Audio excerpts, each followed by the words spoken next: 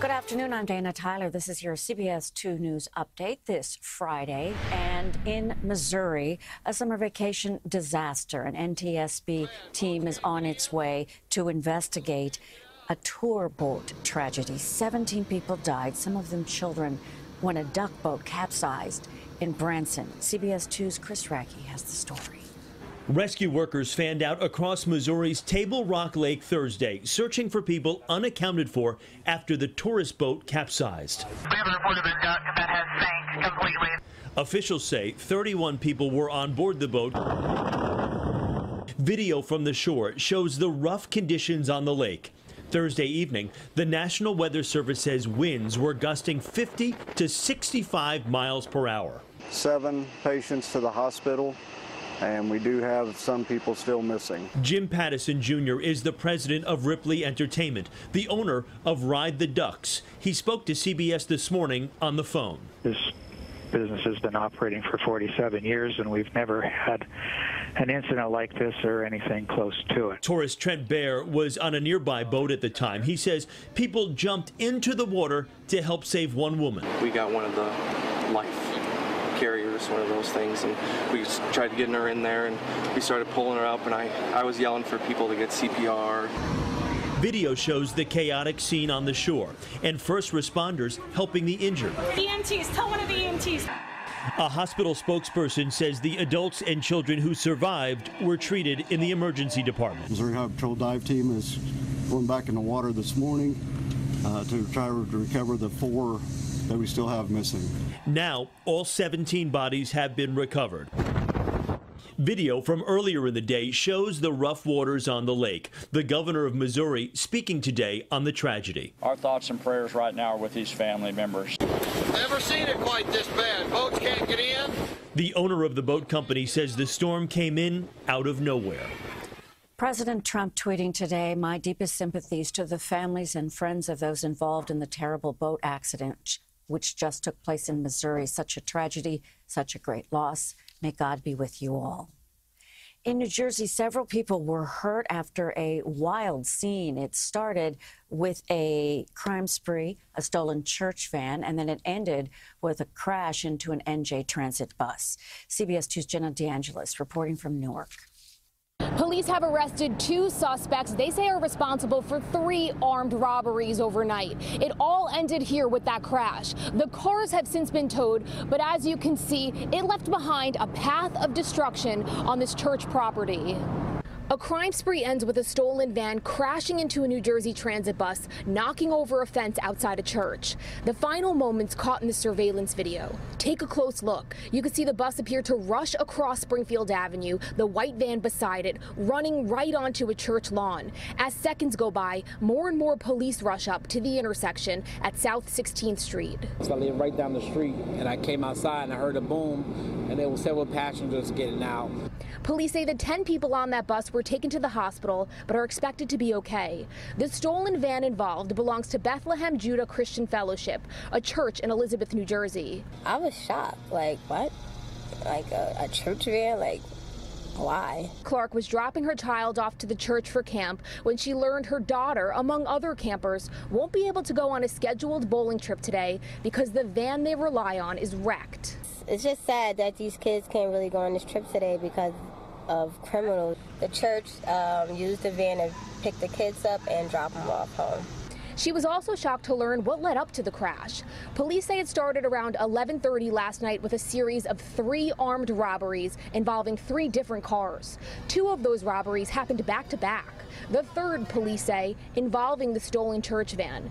When Maplewood police officers saw the van, they followed it to Newark. But I was just wondering, why is this, this guy, why is this van speeding like that? Ricky Hope is a security patrolman in the area and happened to catch the chase near Broome Street and Colgate Drive. What startled me because this guy cut through a one-way. The driver had a mask on his face. During the chase, Maplewood police crashed into another car at that intersection. No one was seriously injured. Then the Essex County Sheriff's Department continued to follow that stolen van, ending with a crash and 2 arrests. We're still waiting to learn what charges those suspects will face, but police tell us they did recover a weapon. In Newark, New Jersey, Jenna DeAngelis, CBS 2 News. Right now, we have an update on the street closures in the Flatiron district after yesterday's massive steam pipe explosion. 5th Avenue remains closed between 23rd and 17th Street while crews continue to clean up that area. 17th to 22nd Street also closed between 5th and Broadway. Mayor de Blasio yesterday saying the streets would stay closed until Sunday while crews decontaminate any buildings in the area. 49 buildings in all they're taking a look at. The mayor explained the pipe that burst is from 1923 and tested positive for asbestos. However, the air in the area is safe. The NYPD is trying to identify a man suspected of assaulting an 84-year-old woman in Midtown, a case being investigated as a bias incident. This happened last week near 7th Avenue and 43rd Street. Police say the man shoved the white woman, to the ground from behind while yelling a racial slur. The victim suffered cuts and bruises and was treated at a hospital. Smoking at New Jersey beaches will soon be a thing of the past. New Jersey's Governor Phil Murphy signed legislation to ban smoking at all public beaches and parks. Murphy cited protecting both public health and the environment for this move. Violators could face fines of up to $1,000 for multiple offenses. There's no date yet, though, on when this smoking ban on beaches will go into effect.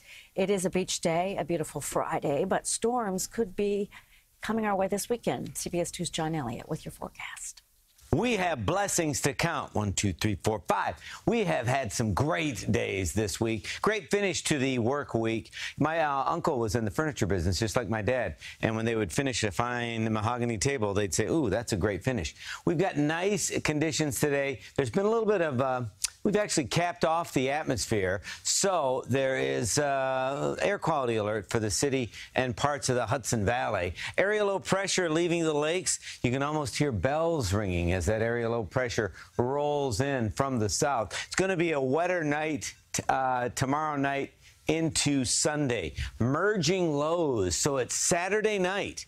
Saturday night, that's when we're going to see the most active weather. And overnight after midnight, we could see a couple of inches of rain. So that is the cause for concern. National Weather Service already indicating there's a possibility of some flooding late Saturday into Sunday. But it's looking like after midnight. So remember that as you plan your weekend. And most of the nasty stuff on Sunday is early.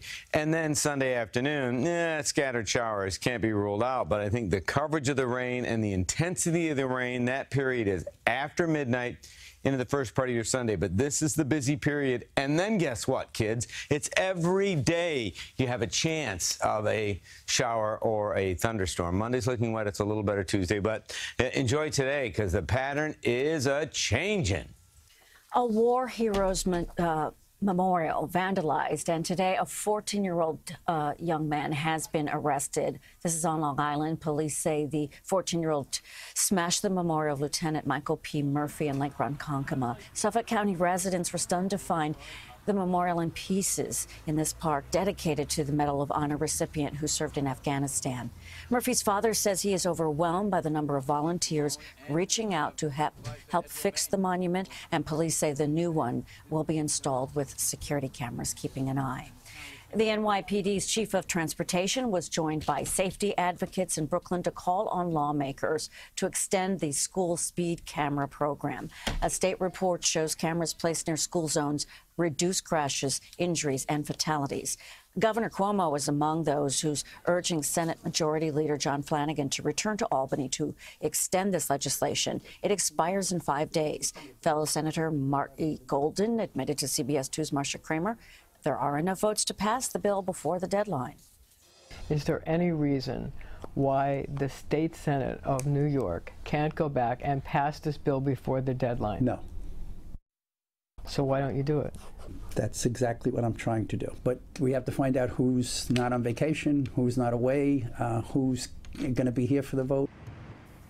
Sources tell CBS 2 Republican senators are hesitant to go back to Albany for the vote because they are at odds with the governor over other legislation.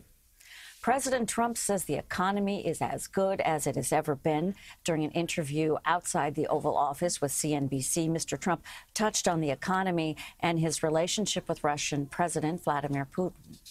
What I really am happy about is a lot of cash is coming back in through the billions and trillions of dollars, as you know, that was overseas where companies were locked and they couldn't get it back. Now it's coming back hundreds of millions of dollars at a clip.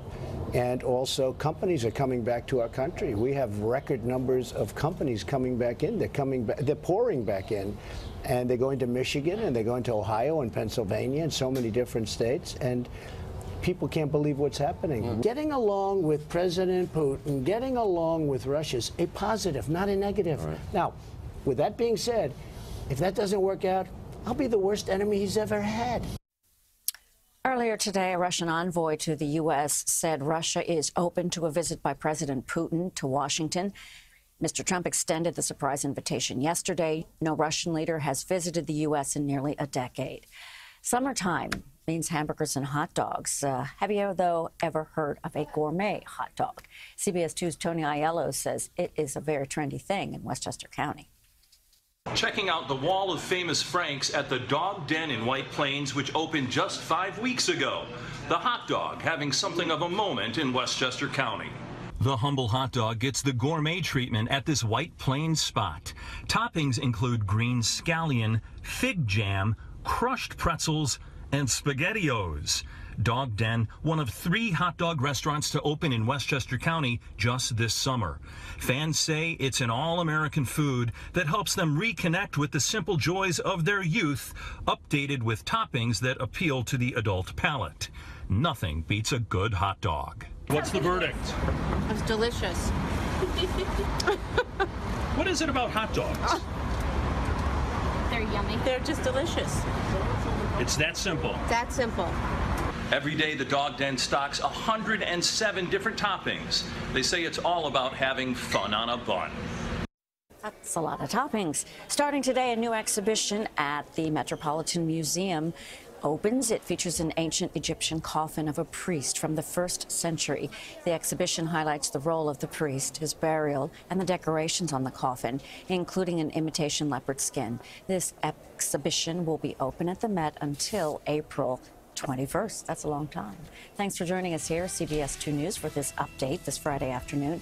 Stay with us all day, 24/7 at cbsnewyork.com, and of course on our CBS New York Facebook and Twitter pages. We'll be there. And we're on television. We're everywhere, right? CBS 2 News at 6. I'll see you later today.